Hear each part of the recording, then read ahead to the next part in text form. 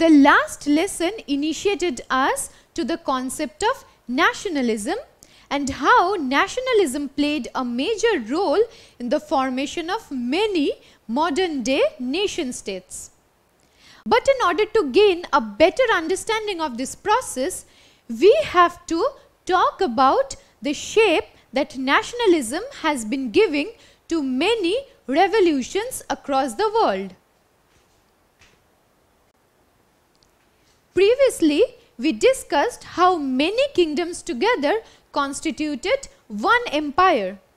We also discussed that how people from different ethnicities were brought under the same umbrella of one empire. What did this cause? This caused a sense of alienation among the people in these kingdoms. Why is it so? Because they did not share any history, because they had no common interest or aspiration. It is for this reason that the masses were against the concept of being in an empire.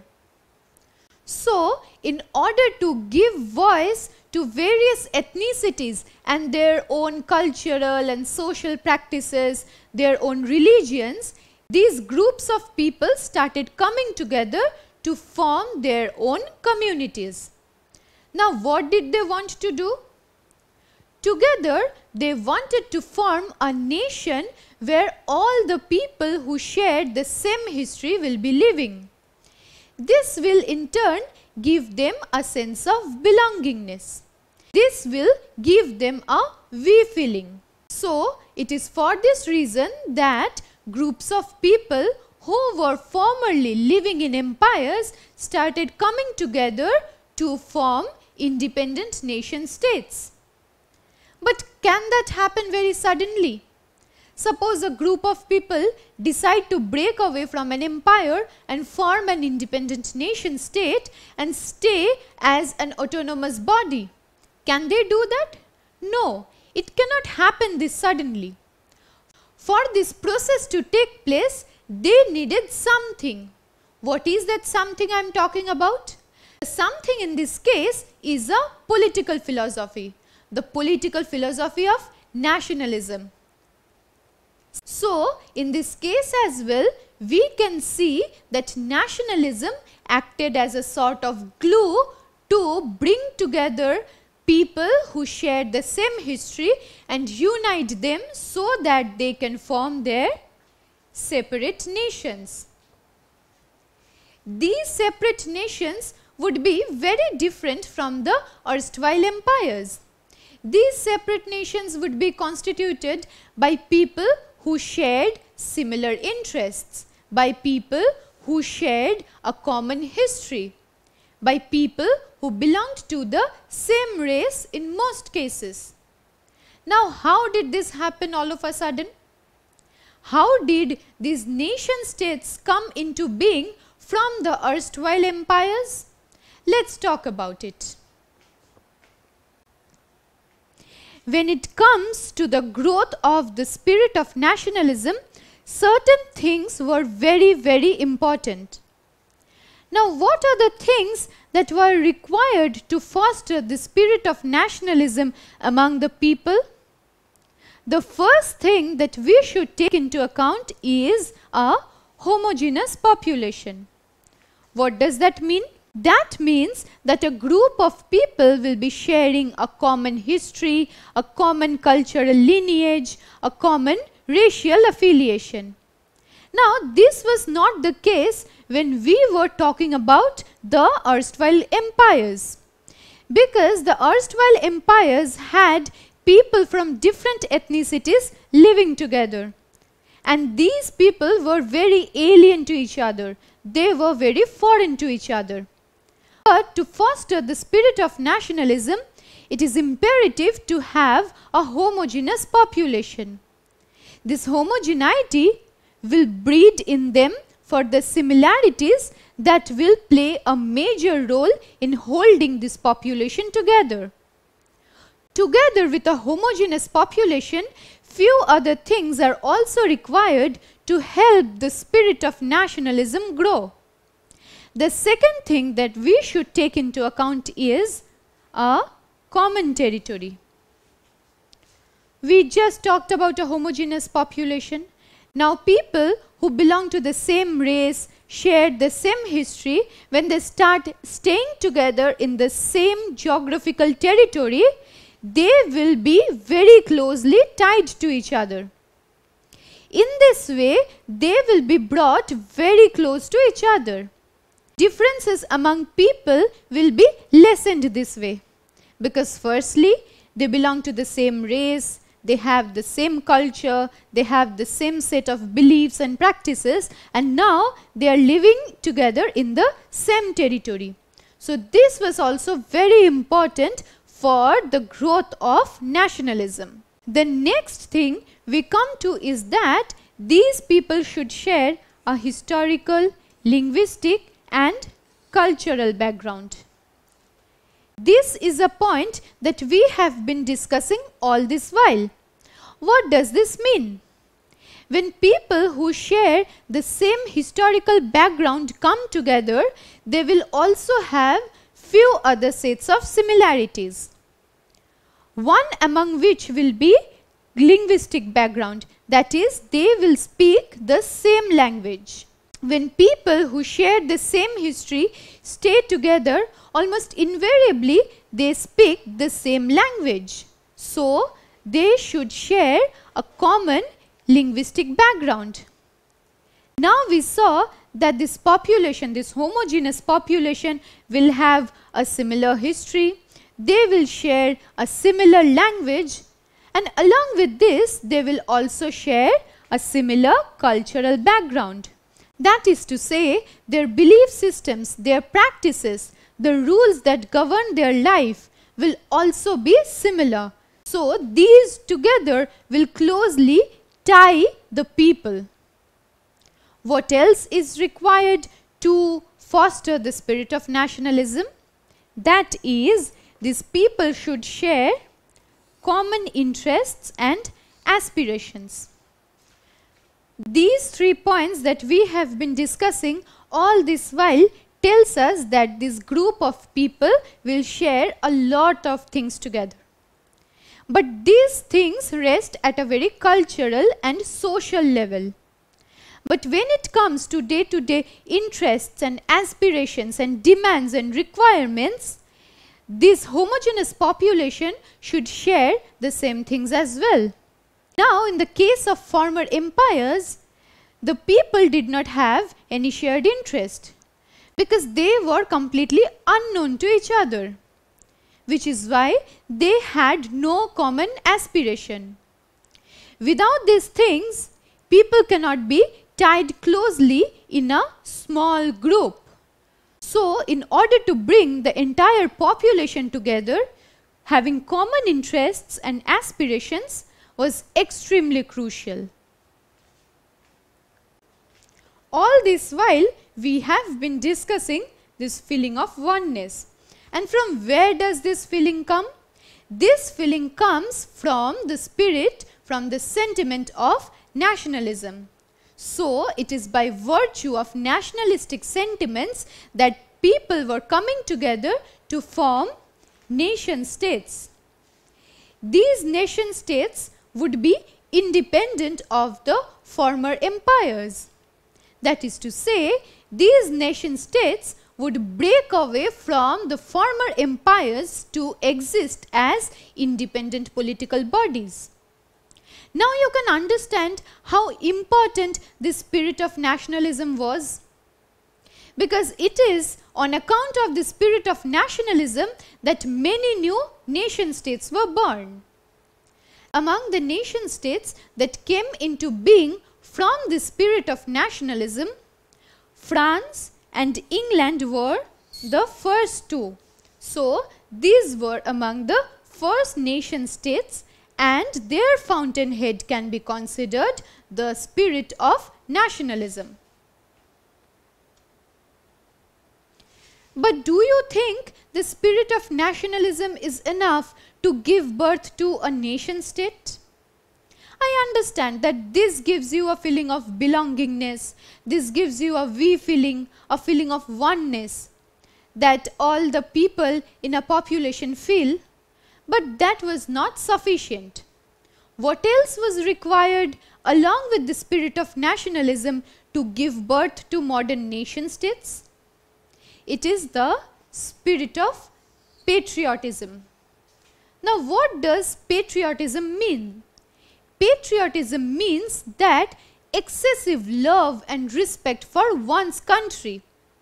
It is the spirit of nationalism that gave birth in them the spirit of patriotism. And the spirit of patriotism inspired the people who were formerly living in colonies to form nation states. It is then that they realized that they should form their own nation.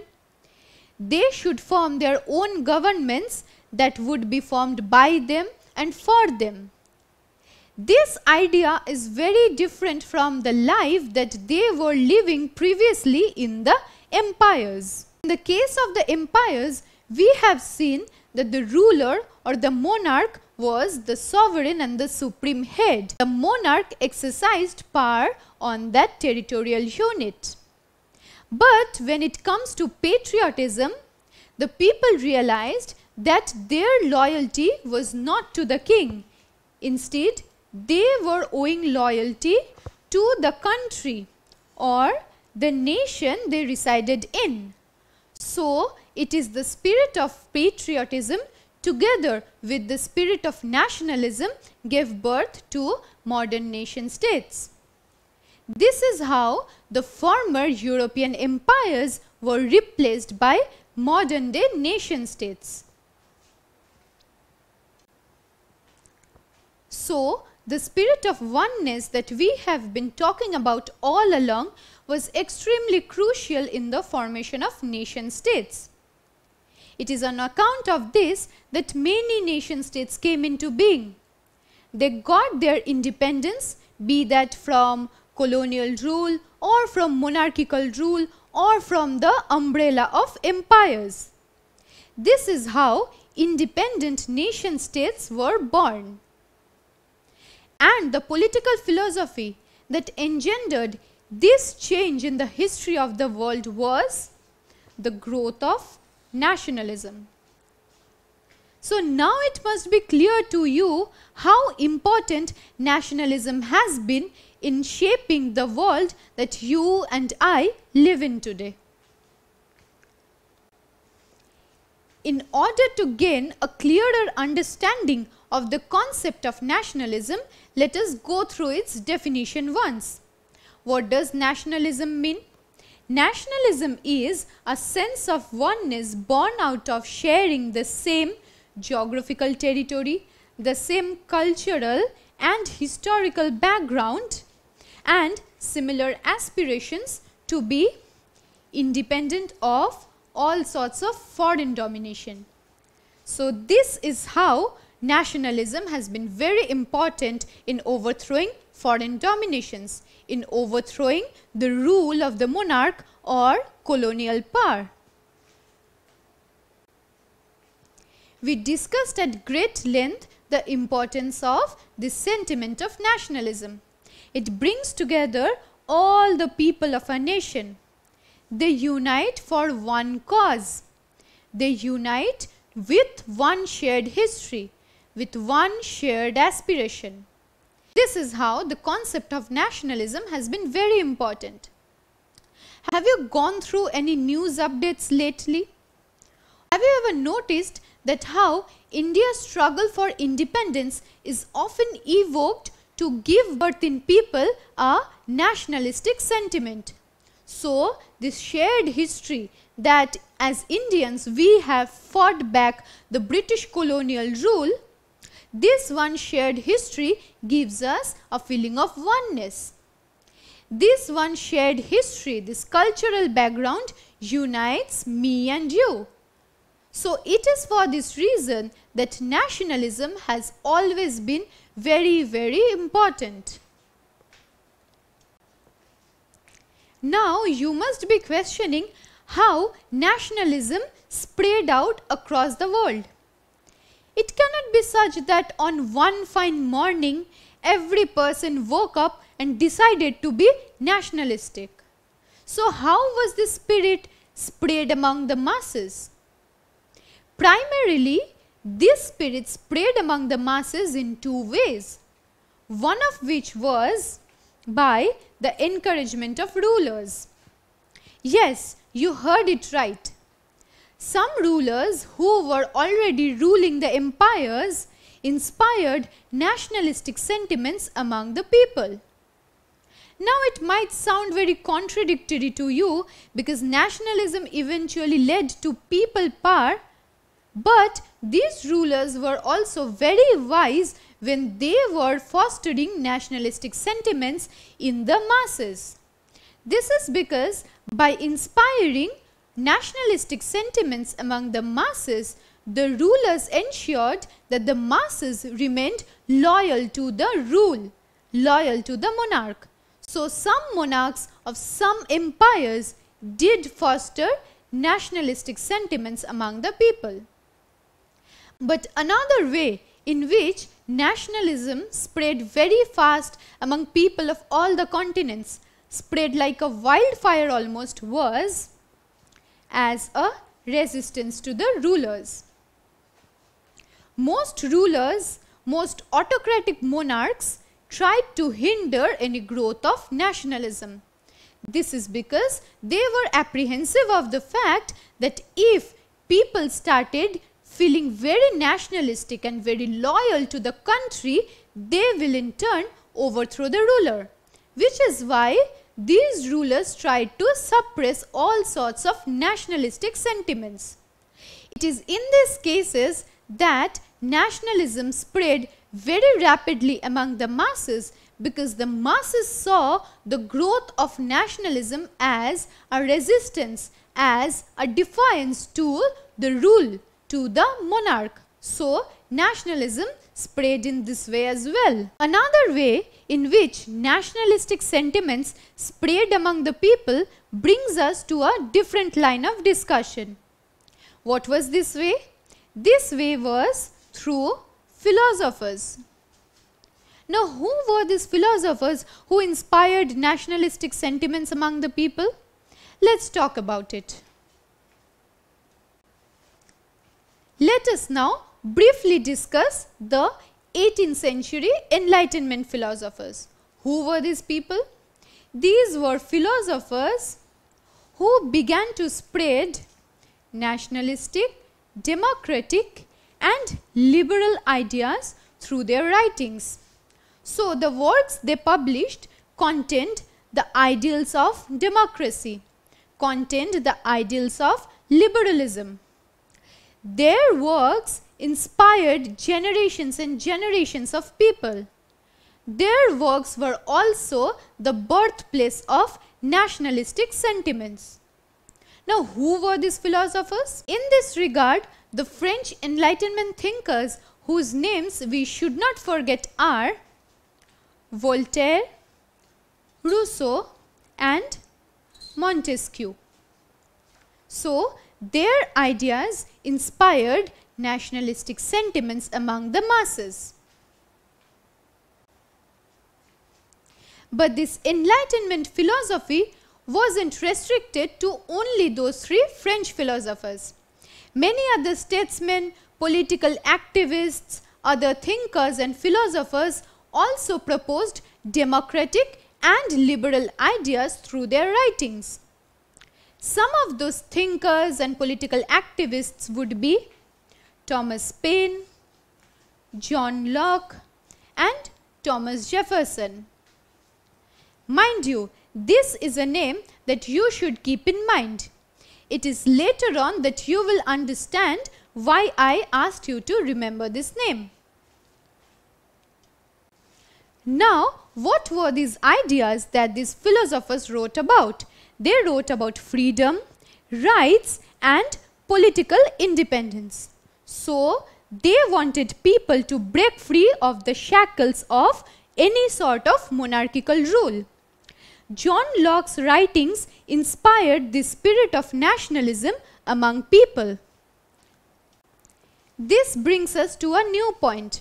We just enumerated the ways in which nationalism spread across the world. The first way was by encouragement of rulers. Now, many rulers of different empires realized that nationalistic sentiments were growing in the minds of the people. It is at this juncture they realized that if they do not encourage this feeling among the masses, they will not just rebel against their rule, they might also take their lives. Which is why, in order to save both their rule and their lives, they started to encourage nationalistic sentiments among the people. But what plan did these empires have in their minds? This way they thought that they would be able to gain the loyalty of the people. So by fostering nationalistic sentiments among people, people in turn will be loyal to the king. Or let me say that this was the idea that these emperors had when they were encouraging nationalism among the people of those kingdoms or empires. Now, when these kings were encouraging nationalistic sentiments among people, they knew that people's power will slowly come into being. Which means that they had to come to terms with the fact that the monarch's or the emperor's power will be reduced. With this in mind, they slowly started to share their power with the representatives of the people. What did this give birth to? This gave birth to constitutional monarchy. Now this brings us to the question, what is a constitutional monarchy? In a constitutional monarchy lies at the center the people's power. That is to say, all the power lies in the hands of the people while the monarch remains as a nominal or a titular head. The monarch gets to exercise limited powers and the ultimate power lies at the disposal of the people. Now, this constitutional monarchy, this system of governance has been in existence in England since ages. United Kingdom has a constitutional monarchy since 1688 CE. So, while the people of England get to exercise ultimate power through the voting system, the Queen of England is still the head of the state. Now let me ask you a question. Which country has a constitutional monarchy since 1688 CE? Is it France, India, United Kingdom or the USA? Yes, you are right. It is the United Kingdom that has a constitutional monarchy since 1688 CE. Now, the encouragement provided by rulers was the first way in which nationalism spread. What was the other way that we talked about? The other way was as a resistance strategy, as an expression of defiance. Now, most of the monarchs were against the concept of nationalism because they knew that nationalism would imply an end to their monarchical rule. Nationalism will terminate their rule. Nationalism will bring an end to their power, which is why they tried to suppress nationalistic sentiments among the people. But what was the scenario in the colonies or in the empires? These colonies or empires were mostly ruled by absolute monarchs. Now, who these monarchs were and what kind of power they exercised on the people we will come to later. But for now, for the purpose of discussion, let's talk about how oppressive their rule was. Because of this oppressive rule, the people who lived in these territorial units thought of rebelling against this rule and overthrowing it, which is why the spirit of nationalism spread very rapidly among the people. This spirit spread to the colonies of European, empires. European empires had set up their colonies all across the world, and they exercised oppressive rule on the people. So now these people were revolting against these colonists, which is why nationalism as a feeling, nationalism as a sentiment, nationalism as a political philosophy started spreading among these masses. This way, we saw how the spirit of nationalism gave birth to many independent nation states. Now, we have to talk about the colonial possessions that the European empires had across the world, be that in Asia or the Americas or in Africa. The European powers had set up their colonies all across the world, and these people of the colonies were in protest against the colonial rule, against the foreign impositions. Like we also revolted against the British colonial rule that was thrust on the Indians. So, it is the spirit of nationalism that inspired subsequent revolutions that were intended to overthrow foreign impositions, colonial rule. In the case of India, Britain, France and Portugal had their colonial holdings. On account of the nationalistic sentiment that brought together the masses of Indians, they managed to successfully fight back the British colonial rule, which is why the nation we live in today is an independent nation state that is called India. Similar things also happened in the Americas and France, and it is this spirit of nationalism that fueled all these independence movements. What happened in the Americas? In North America, Britain and other European empires like France and Spain had their colonies. The colonial settlers then revolted against the foreign power to give America its independence, and in this way came into being the independent nation state, that is the United States of America. Now, what do we see in the case of France? France wasn't under any colonial rule, but it was under absolute monarchy. It is for this reason that the masses of France broke out in revolution against the monarch, and they managed to wage a revolution that brought them victory at this end. So, at the end of the French Revolution, France also became an independent nation state, that is the Republic of France. Now, what was the binding sentiment? This one binding sentiment was nationalism. So, it is nationalism coupled with the spirit of patriotism that gave birth to many modern independent nation states.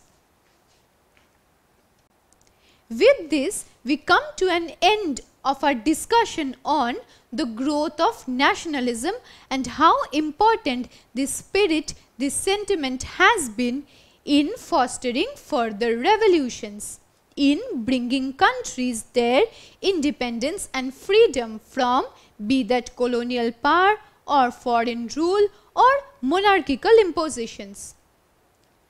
Now, with this in mind, we will now delve deeper into two such revolutions, one of which was the American War of Independence and the other was the French Revolution.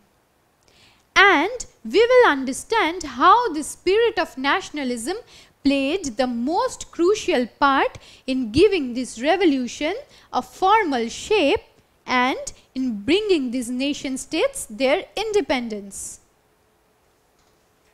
Don't forget to subscribe to our channel and hit the bell icon. You can also register for free at DeltaStep.com or download the DeltaStep app to learn one-to-one with our amazing teachers or to get access to all our 5,000 plus amazing videos as per your school syllabus. Master each topic with our adaptive practice technology. Get million+ questions with step-by-step solutions and unlimited mock tests. Get all your doubts resolved instantly. Learn via games and win amazing prizes like PlayStations and iPads. So at DeltaStep, learning is not just fun and easy, it's rewarding too. So register for free now.